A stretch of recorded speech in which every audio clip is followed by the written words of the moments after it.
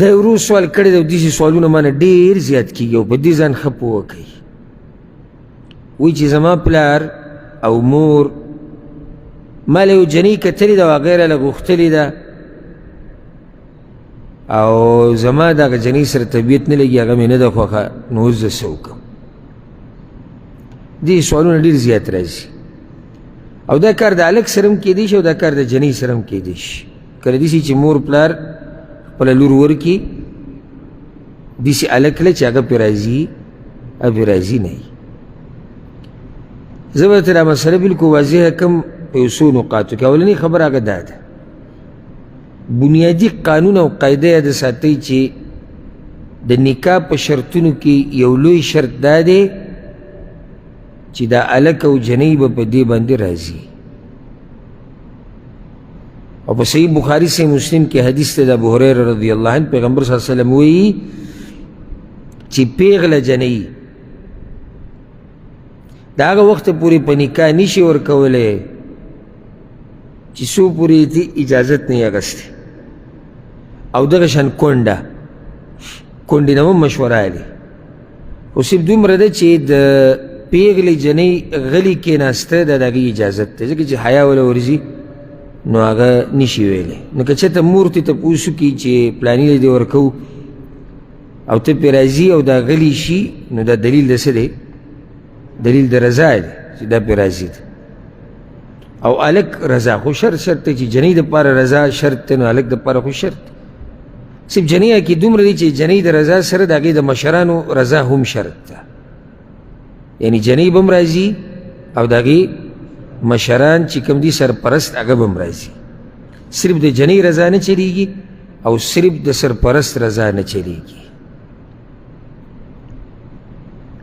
نو اوس ضرور وایي چې ما له جنۍ غوښتلې ده او زما نه ده خوښه. مور او پلار دې ټول ته زما دا نصیحت دی چې نه دي جایز یوې مور له یو پلار له یو مشر له چې خپل زوی خپله لور خپل کشر خپله کشره مجبوره کي په یو رشته باندې. او ته پکې خپلې غم خادیانې مه کوه، دا ژوند به دوی تېروي. ښځې زر وایي نه نه زما خورزه ده او زما رویره ده او زمونږ د ماما لور ده او زمونږ د کار ده که نه ده، نو څه ستا د ماما لور ده، ته ورسره رشتې پالې، نو د هلک دا ژوند به ټول تباه کړې او د جنۍ هغه هم تباه کړې.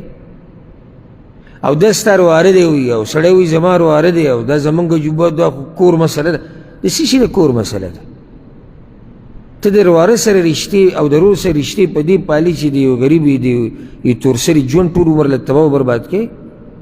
دا ستا غیرت دی؟ د رور سره رشته پاله ښه په نره د دې نه په بله موضوع باندې. او د مور ته موږ دا وایو د خور سره دی د رور سره دی د دې ټولو سره ښه رشتې پاله ښه غمخادي ورسره کوه، خو د انسان ژوند خو پکې مه تباه کوه. او خبره د یو انسان نه ده، د دوو ده، د دوو ده، د هلک او د جنۍ مسله ده. نو زموږ دا مشران اکثر د پښتنو له دوی خپلې رشتې په دې دغه کې پالي په دې طریقې سره چې د هلک ژوند پرې تباه کوي او د جنۍ نه نه نه وي بس ما غوښتلې ده. تا خو څه کې څنګه تا غوښتلې؟ ته د جنۍ سره واده کې وایي نه زه خو نه کوم زوی له مې غوښتلې ده. نو ته څنګه وایې چې ما دا غوښتلې ده او قصه ختمه شو؟ بس وایي موږ خبره کړې ده. څه شي خبره دې کړې ده؟ دا جنۍ به هلته ودیږي، جنۍ به ودیږي. تا څنګه خبره کړې ده بغیر د هغې د راضي کېدو نه؟ څه شي خبره دې کړې ده؟ او له د دې نه اخوا ظلم دا دی چې ماشومه پیدا شي نو یو زنانه په لاس کېږدي په دې دا زما شوه او ماشوم وړوکی ښځ کې او بس دله به زه خپله لور ورکوم. دا څه ګپ لګوئ تاسو؟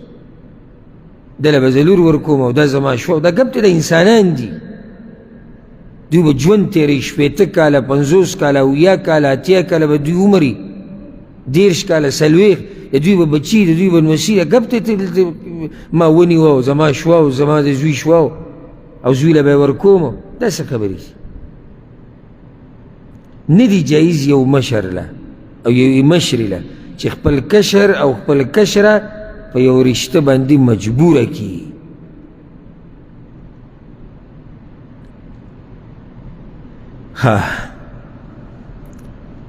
اوس خبره دومره دی چې ملک صاحب مخکې وایي چې د زنانه په مسله کې د دوه قسمه خلکو راضي کېدل لازم دي، د دې جنۍ او سرپرست او هلک دپاره صرف د هغه راضي کېدل لازم دي. اوس راځو دې مسلې له دا ورور وایي زه څه وکړم، زه درته دا وایم بلکې ټولو ته دا وایم که چېرته مور پلار داسې جنۍ غوره کړي د هلک دپاره چې هغه دینداره او ژوند ورسره تېرېږي او دغه شان جنۍ دپاره که داسې هلک غوره کړي چې دینداره ژوند ورسره تېرېږي نو بیا د مور پلار خبره منل پکار دي،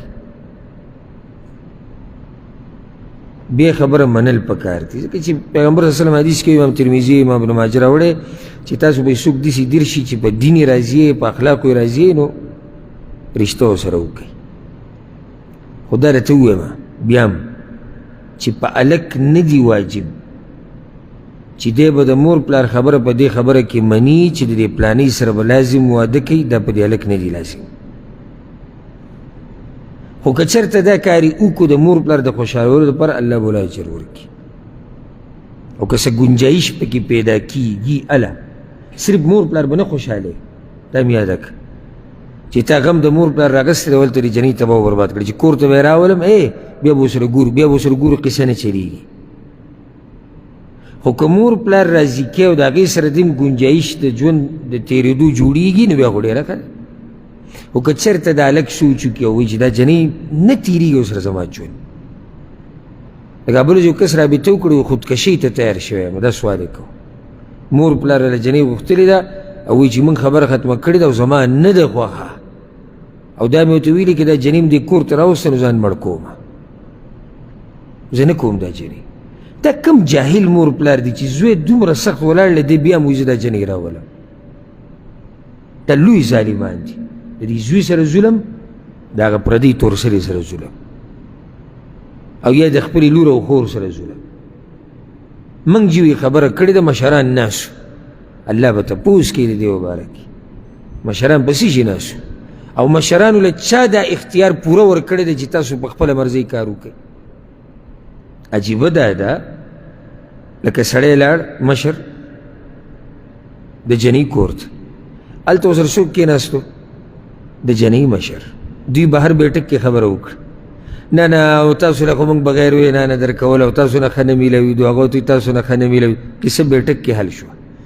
دننه د هلک مور ده او د جنۍ مور ده او بس یو مبارک شه یو بس دا ډېره ښه خبره نه هلک خبر دی نه جنۍ خبره ده چې دا څوک دی د ده کردار څه دی د ده سیرت څه دی د ده حالات نه نه خو کارو شو بیټک کې مبارکي او دنه مبارک شه او مټای نه وخوړی شوې کیسه لاړه ختمه شو.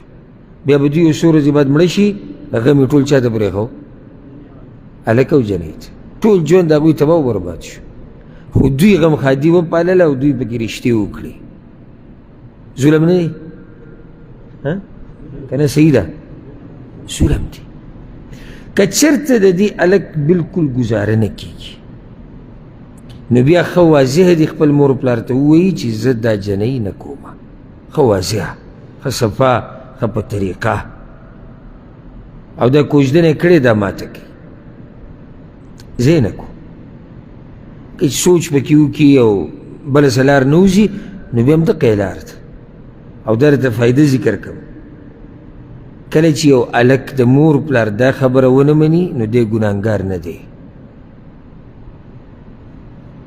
ډېرو هلکانو ته به نن مسله روښانه شوي دی ګناهګار نه دی. ګورې دا اختیار تاله شریعت در کړی دی چې ته په جنۍ باندې راضي شي. نو که ته دا ووایې چې زه د پلار دا خبره نه منم او خفه کېږي او غوسه کېږي او دا به زه ګناهګار شم هېڅ خبره نه ګناهګارېږي او وخت تېرېدو سره به دوی هم خوشحاله شي. وخت تېرېدو سره به څه شي خوشحالي عمر له نه خفه کېږي لږه مزدوري ټیټ کوه او تپوس وپوس یې ډېر کوه د وخت تېرېدو سره د هرې ټولې مسلې حل کېږي. شیخ الاسلام ابن تیمیه رحمه الله وی پلار او مور له نه دي جایز چې بچې مجبوره کړي په نکاح د هغه چا سره من لا یرید چې هغه یې نه غواړي. فإن امتنع وی که چېرته دا بچی منع شو چې نه یې کوم فلا یکونو عاقا نو دی د مور پلار نافرمانه نه دی. او سبحان الله څه ویلي دي کاکل ما لا یورید. د دې داسې مثال دی چې یو سړی په خپل زوی باندې هغه څه په زور خورئ چې هغه یې نه غواړي، نو که دا بچی ونه خوري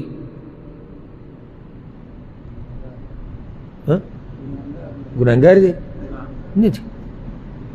لکه مور سړي ته ناست دی کله ناکله دا مشرانې ښځې او زوی یې دا وخوره او دا ودراجه او دا ودراجه دا وخوره او دغه وخوره دا ټول به ته دې دننه مشینرۍ ته ورشي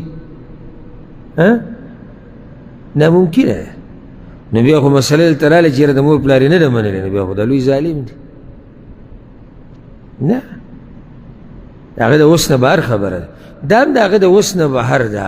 د دې جنۍ سره د هغه ژوند نه تېرېږي او غواړي دا ګوره ښکلې خبره ده، دا ښکلې خبره ده چې مخکې د دې هر څه نه د هلک الو وایي یا جنۍ الو وایي، چې سبا له بیا دوی د یو بل سره میلاو شي او منځ کې پکې بچي وشي او بیا خبره ښه اوږده شي او د پښتو په معاشره کې خو بیا سمه ګرانه شي. نو پوه شوي پکې نه مشرانو ته هم زما پیغام دی او کشرانو ته هم دی. مشرانو ته دا ویم چې ظلم به نه کوئ، او کشرانو ته دا ویم چې دا چې هسې دا یو نیم څه کوي بس چې څنګه تاسو او چې څنګه تاسو او چې بهر وځي زما نه ده خوښه. هسې مجاملات مه کوه. دا د یو جنۍ د یوې ماشومې د ژوند خبره ده، دا ستا د ژوند خبره ده. دا مور پلار یو وخت به دوی لاړ شي، بیا دا مشران دا به همیشه تا سره نه وي، خو د دې ښځې سره ستا ژوند دی او د ښځې تا سره ژوند دی. ته ځان له د ژوند ملګري ګورې، د ژوند ملګري. یو هفتې له راولي بیا به واپس کړي، که یو کال له راولي ټول عمر خبره د دې کور نه به د دې زنانه جنازه وځي، جنازه به د دې کور نه وځي.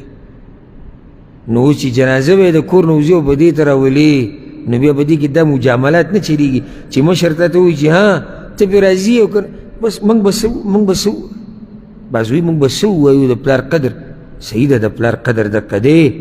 د پلار په مخ کې ښه په طریقه په حیا سره ووایه، وایه پلار جانه زه پرې نه یم راځي، زما ژوند د هغې سره نشي تېرېدی، زه نه غواړم چې زما ژوند هم خراب شي او د هغې او دا هم نه غواړم چې ستاسو ژوند خراب شي چې سبا له بیا به دې کور کې جنګ جګړې ستاسو هم ژوند تنګ شي. دا ادب دی. او دغه ټیم کې د غوږونه سره شوي او چې خاندي را خاندي او بار بیا راوځي بیا نه وي نه دغه جنۍ وي زما نه ده خوښ، نو په ټیم خو د خولې نه راټولېده. نو دا خبرې د سوچ سمجھ دي.